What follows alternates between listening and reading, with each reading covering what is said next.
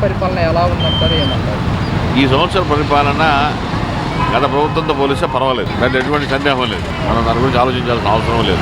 తల్లికి వందనం కూడా రిలీజ్ చేయడం నేను చాలా మంది పడ్డాయి. ఇద్దరు పిల్లలకి 20,000, ఒక పిల్లలు 13,000 అందరికీ వచ్చినాయిగా, పడ్డాయి కదా. ఒకరిద్దరు మిస్ అయితే నిదానికి వేస్తాడు.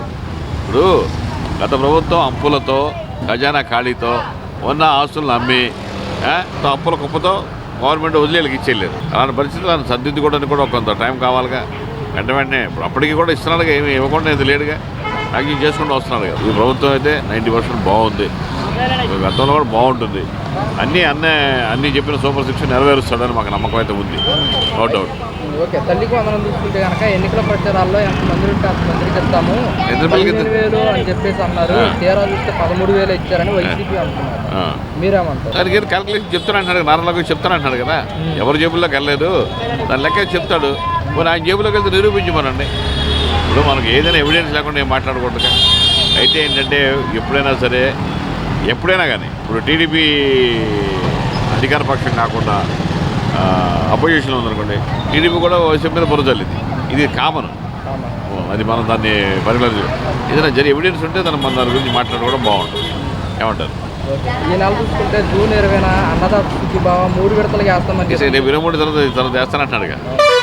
ఎలా అనిపిస్తుంది రైతులకు సంబంధించి? అందరికీ ఇస్తాడండి, ఎటువంటి సందేహం లేదు. ఎందుకంటే చంద్రబాబు డైరెక్ట్గా visionary leader, first thing calculated person. ఏది పడితే అలా పెడితే నోటికి వచ్చినట్టు మాట్లాడే వ్యక్తి అయితే కాదు అండి.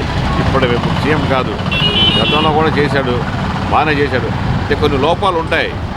అసలు ఒక విధంగా చెప్పాలంటే ఉచితాలు ఎత్తేసి ప్రతి మనిషికి కావాల్సిందంటే విద్య, వైద్యం, ఆరోగ్యం, ఉపాధి ఇవి ఇస్తే వాళ్ళ కళ్ళ మీద నిలబడతారు. ఈ ఫ్రీ సిస్టమ్ ఇచ్చేసి ఇది భారం కూడా మీద వేస్తుంది. ఇది కరెక్ట్ కానే కదా. అసలు ఉచిత పథకాలు ఎత్తేయండి, ఇంటికి ఒక ఉద్యోగం ఇవ్వండి, వైద్యం కల్పించండి, విద్య కల్పించండి, ఒక వసతి కల్పించండి, చాలు. వాళ్ళ కాలం మీద నిలబడతారు కదా. మీరు డబ్బులు తీసుకొచ్చి ఎవరి డబ్బులు తీసుకొచ్చి ఇచ్చేసి కోట్లు రేపొద్దున ఒక ఖజానాకి భారమే కదా. 2 పిల్లలు 2 ఒకటి ఉద్యోగం కంపల్సరీ ఇవ్వండి, ఆ ఫ్యామిలీ ఆటోమేటిక్గా సెట్ అయిపోతుంది. అది ఉచితాలే వద్దు, ఉచితాలే డేంజరు.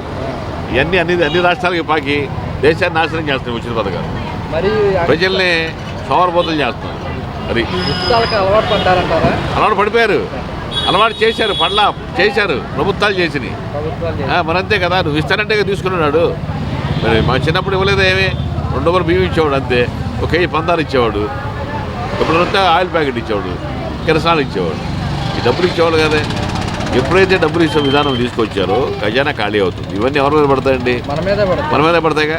ఇప్పుడు ఏమో చంద్రబాబు నాయుడు జేబులో ఇవ్వడు, జగన్ జేబులో ఇవ్వడు, మోడీ జేబులో ఇవ్వడు, ప్రజల జేబులోంచి వెళ్ళలేదు ట్యాక్సుల రూపం.